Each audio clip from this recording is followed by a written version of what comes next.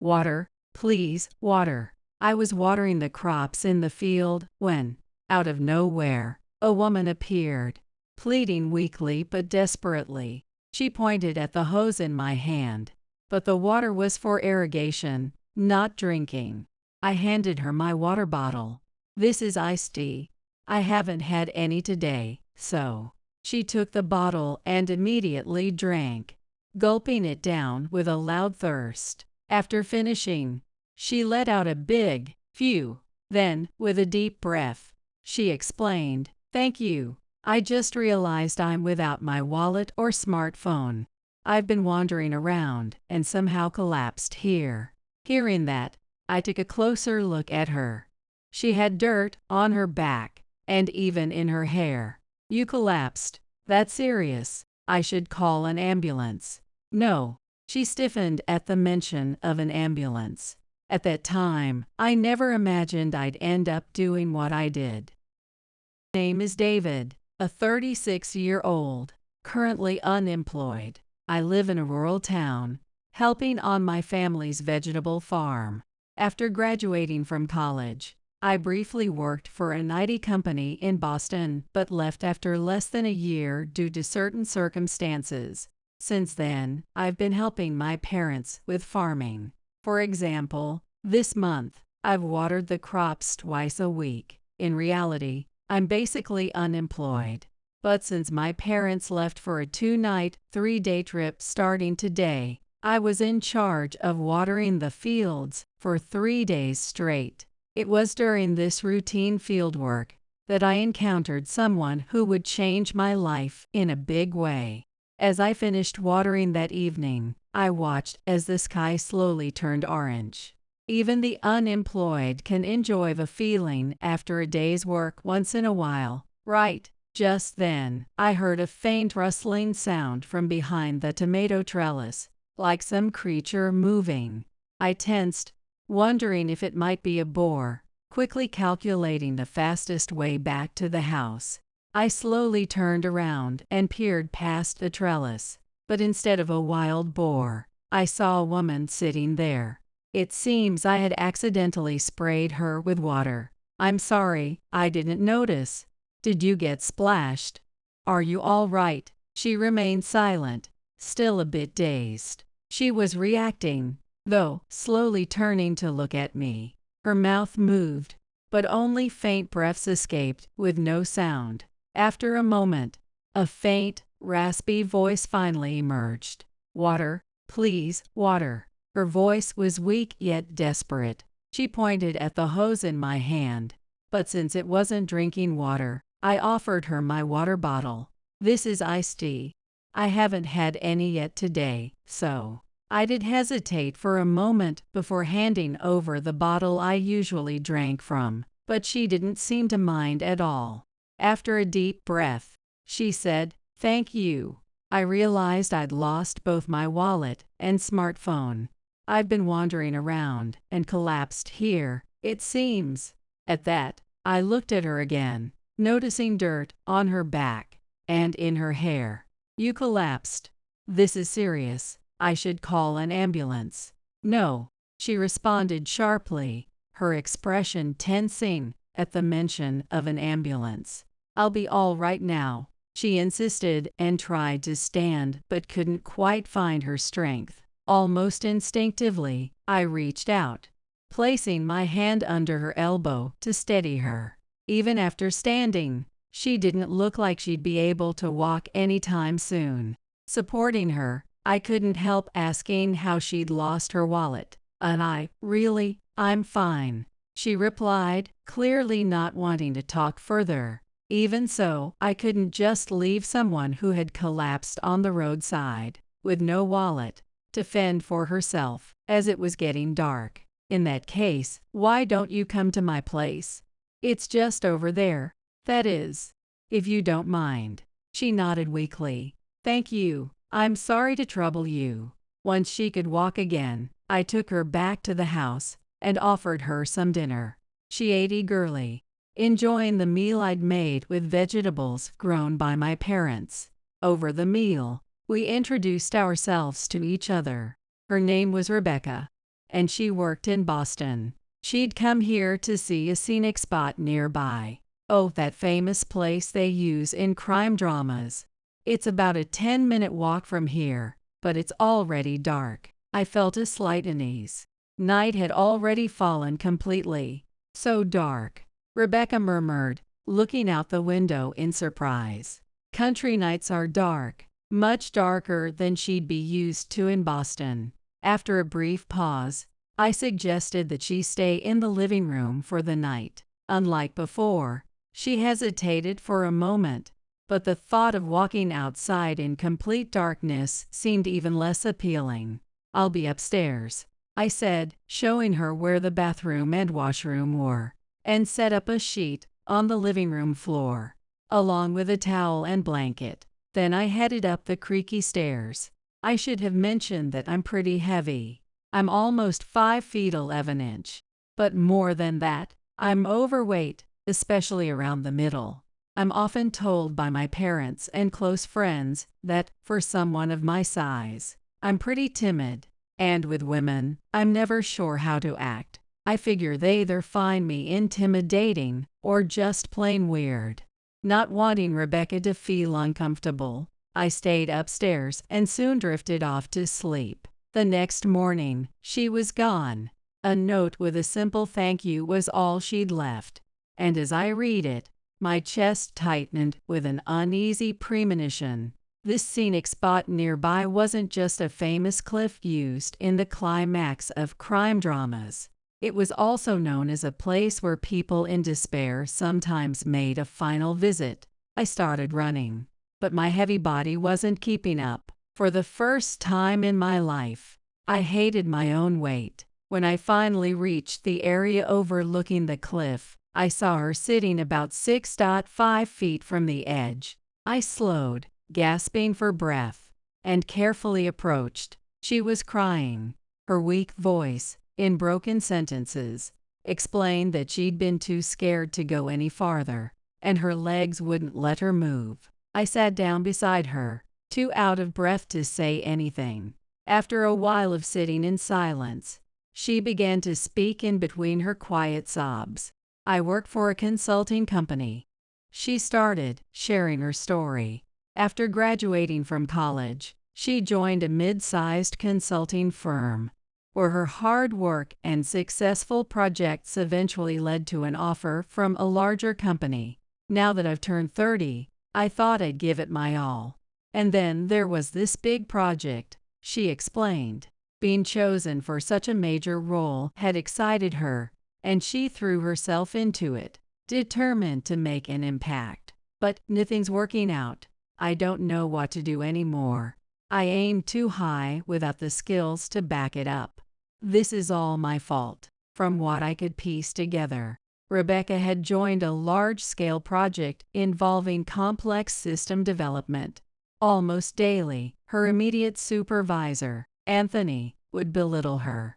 Her ideas were repeatedly dismissed, yet strangely, some of her rejected proposals had been subtly altered and later implemented as Anthony's own ideas. Now the project was stalling and in danger of collapse, with Anthony blaming her for the setbacks. Listening objectively, I could tell none of this was her fault. Anthony was an awful boss, subjecting Rebecca to workplace harassment. While it was clear to an outsider, she had internalized the blame. She thought she deserved his scorn, and that her altered ideas were causing the project's problems. I could see traces of myself in her imbalanced mindset. This was exactly how I'd felt in my days as a company employee. I'd been criticized by my manager daily. In a desperate attempt to gain approval, I'd entered a company contest with my best proposal. My manager had dismissed my idea, not even allowing me to submit it, only to present it himself and win an award. The day after the award was announced, I couldn't bring myself to go back to work. In hindsight, I can see his actions were unfair, and I can think of ways I could have responded. But back then, all I could think was that I didn't belong there and needed to escape. so I left a company. Rebecca, however, was still facing her situation. It seemed that Anthony's changes were likely behind the project delays, not her own actions. It's clear, you're not to blame. I wanted to tell my past self the same thing, that none of it was my fault. Not the taunts, the snide comments about my weight, the rejection of my proposal, nor the theft of my work. Rebecca, too, was so mentally cornered by harassment that she couldn't think clearly anymore. "I'm not at fault?" she asked, looking at me in surprise. I nodded, repeating firmly, "You're not at fault. I'm not to blame, am I?" she murmured, and as she thought it over, I saw a hint of life returning to her face. Back at the house, we sat down for breakfast together. Grilled fish, scrambled eggs, and a salad with tomatoes from my parents' garden, along with eggplant parmesan made from our homegrown eggplants. Rebecca especially enjoyed the eggplant, praising its taste with enthusiasm. "Thank you for the meal," she said, smiling with tears in her eyes. She looked so beautiful in that moment that I felt my breath catch. As she prepared to head back to Boston, I advised her to start gathering evidence of the workplace harassment she'd need it if she wanted to stand up to such an unjust person. "Thank you, David. I feel as if I'm a completely different person compared to yesterday," she said with renewed energy before she returned to Boston. My own life, too, had already started to shift. That day, when my parents returned from their trip, they looked at me curiously. "David, you look so refreshed," Mom commented. "Yay, like you've just come out of the shower or something," Dad added with a pleased expression. The next day, when I told them I was going to Boston, they weren't surprised at all. Instead, they wished me luck and sent me off with encouragement. Upon arriving in Boston, the first thing I did was reach out to my best friend from college, Mark. Back in school, Mark had founded an IT company, and he'd since built a solid reputation in the industry. "David finally decided to join my company?" he asked, as he did every time I called. After leaving the IT sector, I'd continued developing apps independently, selling them on app stores. Mark, who knew this, was the only friend I shared my projects with.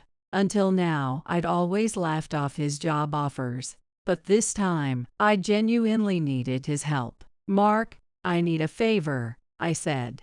I told him about my encounter with Rebecca, her situation, and my desire to work on her project. "Let me get this straight. You want to join her project's system development team to help this woman you met only once?" Mark asked, sounding both amused and intrigued. "I thought you might know which company is handling the project's external programming work, and if you could help me get onto that team." "David, there's no way I can just get you onto a rival company's development team," he replied, and I began to feel my hopes slipping away. "But, as it turns out, you're in luck," Mark continued with a grin. "One of the contractors for that project is my company." I couldn't believe my luck. Mark went on, "And I know both Rebecca and her terrible boss, Anthony. His behavior has been on my radar too. He's exactly the kind of person I'd avoid at all costs. I'd actually been looking for a way to help fix that toxic environment. I'd truly been blessed with an amazing chance." I joined Mark's company and was assigned to a team involved in Rebecca's project. 2 weeks later, our team was scheduled to meet with representatives from her consulting firm, Rebecca and Anthony. Seeing me already well integrated into the team, Rebecca looked astonished. David Smith. I joined 2 weeks ago. Pleased to meet you." I was just introducing myself, but Anthony quickly jumped in. "Mr. Smith, nice to meet you. You're tall, but a bit broad, huh? Especially that belly. Must be hard squeezing in at a desk." I returned a polite smile, but inside, I felt a small victory. My voice recorder, which I had started as a precaution, was already capturing some evidence. Later that evening, Mark invited Rebecca out, arranging a dinner for the three of us. However, at the last minute, Mark remembered an urgent task, leaving Rebecca and me alone for dinner. This steak is delicious, but that eggplant parmesan you made was truly amazing, Rebecca said as she ate, recalling that day. I really want to thank you for what you did, she said, bowing her head slightly. Her gratitude made me feel shy. At the same time, I wondered what she'd think if she knew I had come all the way to Boston to support her. Despite my worries, I genuinely enjoyed the dinner with Rebecca. She seemed to enjoy herself too, and by the end of the meal, she had saved my contact info, and we even made plans to meet again next week. Naturally, the next day, Mark teased me mercilessly. Hey, you got a nice solo dinner out of it, thanks to me. You're welcome. Yes, thank you for everything, I replied jokingly, though I truly was grateful. Well then, the reunion dinner went well. So next week, it's time to tackle the workplace harassment. We already had ample evidence of Anthony's harassing behavior. Rebecca's recordings alone were more than enough, but I'd also added his remarks directed at me, just for good measure. Mark had arranged for Paul, the executive director of Anthony's company, to attend the meeting around the same time that Anthony and Rebecca were visiting our team. Paul was my senior in high school. He's straightforward and wouldn't tolerate workplace harassment if he knew about it. The day arrived, and it was clear that Anthony hadn't expected to see his own executive director at an external meeting.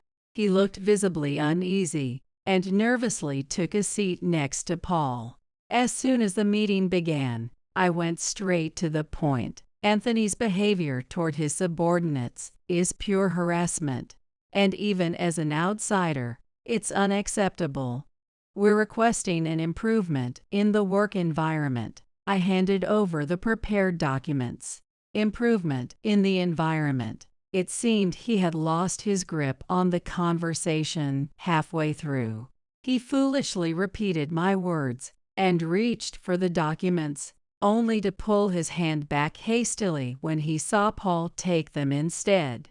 Paul's expression grew dark as he examined the materials. Those documents, I don't know what they say, but it's all nonsense, Paul. Anthony stammered, attempting to deflect. I pressed the button on my voice recorder, and Anthony's snide remarks toward me echoed through the room. Paul's brow furrowed, and Anthony turned pale. Mark spoke calmly. Paul, sorry to interfere with another company's internal matters, but as you can see from these documents, that recent insult was just the beginning. Paul nodded solemnly.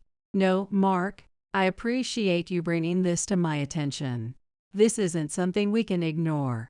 Effective immediately, Anthony is removed from the project. Anthony slumped in defeat. True to Paul's words, that day marked the last time we saw him. With the troublesome manager gone, Rebecca was promoted to lead the project, and she worked with newfound freedom and enthusiasm. Her responsibilities had increased, but she seemed genuinely happy. Thanks to this positive shift, the entire project progressed smoothly, and the outsourced programming team I was part of disbanded a year and a half later. The system was handed over to the client's internal team for final adjustments. Rebecca had overcome the toughest part of her work and likely felt the satisfaction of having solid accomplishments to show for it. I too felt fulfilled, having achieved my goal of helping her. But alongside that satisfaction, I couldn't shake a sense of loneliness and confusion. The loneliness stemmed from realizing that Rebecca no longer needed my help, as she flourished in her role. The confusion, however, came from the fact that even after moving on to another job, Rebecca still reached out to me daily, and we continued meeting for dinner while we were still working together. I could understand it. It made sense to build a good relationship as colleagues. But now, with no work connection between us, we still had dinner together almost every week and spoke on the phone regularly. Our conversations, which used to revolve around work, had shifted entirely. We discussed our favorite foods, places we wanted to visit, movies we had recently watched, and each time, we made plans for our next outing. Why does Rebecca keep wanting to see me? Is it because I once saved her life or helped her stand up to her harassing boss? Could she feel she owes me? Sometimes, I thought I sensed a warmth from her, but I dismissed it, figuring it was just my imagination. One day, while visiting clients with Mark, I caught my reflection in a shop window and let out a sigh. "What's up?" Mark asked, noticing. I decided to be honest. I really do look fat." Mark looked at me in surprise. "You're only noticing now. You've slimmed down quite a bit, you know." 2 years had passed since I started working at Mark's company, and thanks to a steady lifestyle, I had lost quite a bit of weight. But realistically, I had only gone from being extremely overweight to just somewhat overweight. Standing next to Rebecca as a fat guy still feels a bit off, I muttered. Mark's expression soured. "So that's why nothing's progressed. You've been thinking that way, huh? Can't believe you'd let something like that hold you back. Wait, you haven't even told her how you feel yet? You're kidding me. But someone like me isn't a good fit for her. Don't be ridiculous. Are you really going to give up without even telling her how you feel? Without knowing how she feels?" With a serious expression, Mark began telling me things from our past that he had never shared before. He admitted that he regretted not inviting me to join his company sooner, especially when he heard I had left my previous job to return home. "The place you got an offer from was doing well at the time. I knew starting a company would be tough, so I didn't ask you to join me. But honestly, I always wanted to work together. So when I found out you'd quit, I deeply regretted not reaching out." It was the first time I'd heard any of this. "Thanks, but I left because I was too weak.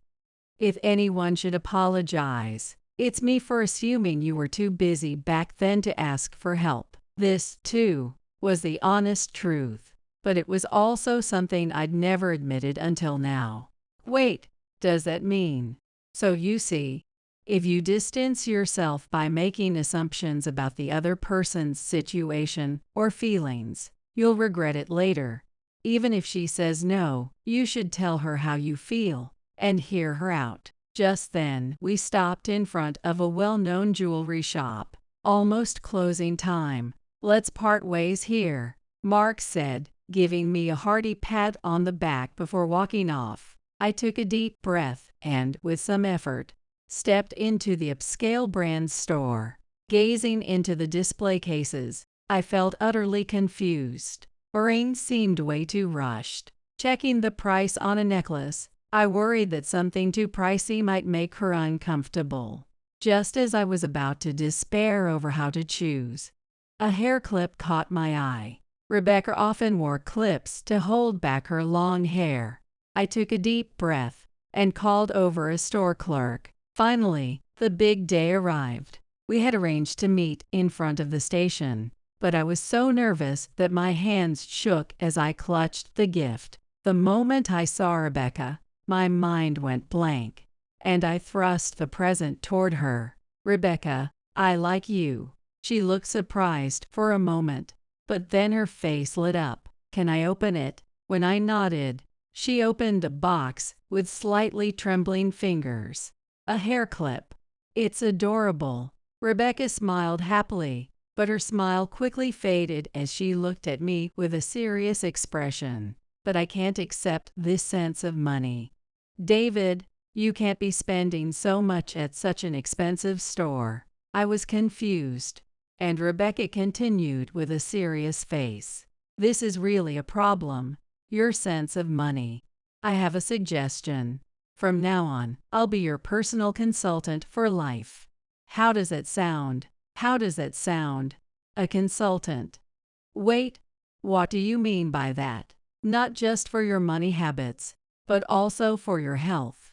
I want you to be healthy and live a long life. Rebecca's words started to make sense to me. But could this really be happening? This is just a suggestion. But you bought me a present, and you don't mind being with me. Right, it seemed like it was really happening. In that case, I had something I needed to say. Well, with marriage as a premise. So, what do you think? The moment I spoke, my resolve evaporated, and my words became a jumbled mess halfway through. But Rebecca immediately answered, "Yes, I will marry you."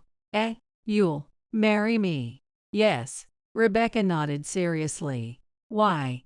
A question slipped out of my mouth that didn't seem appropriate for the moment. Tears welled up in her eyes. Ever since that day we met in the field, I think I've liked you. You're like a big bear, kind, humble, and a little oblivious. So honestly, I don't mind if you stay like this. But thinking about age and health, I think you should care a little more about it from now on." As she said that, she pointed at the clock. On our way to the restaurant we had reservations for, our voices overlapped. "I want to eat those vegetables from the field again. I want to feed you those vegetables from the field again." We looked at each other and laughed. I was just thinking about the day we met. Again, our words completely overlapped this time. About 2 years had passed since we first met, just as I had wanted to help Rebecca. Now she was thinking about me. My heart was full of gratitude and affection. Later, while watching her happily enjoy the delicious vegetable dishes, I decided to propose properly to her. When the time came, I thought I would confess that I had fallen for her at first sight, and that at first, I had thought she was a bore and had been wary of her.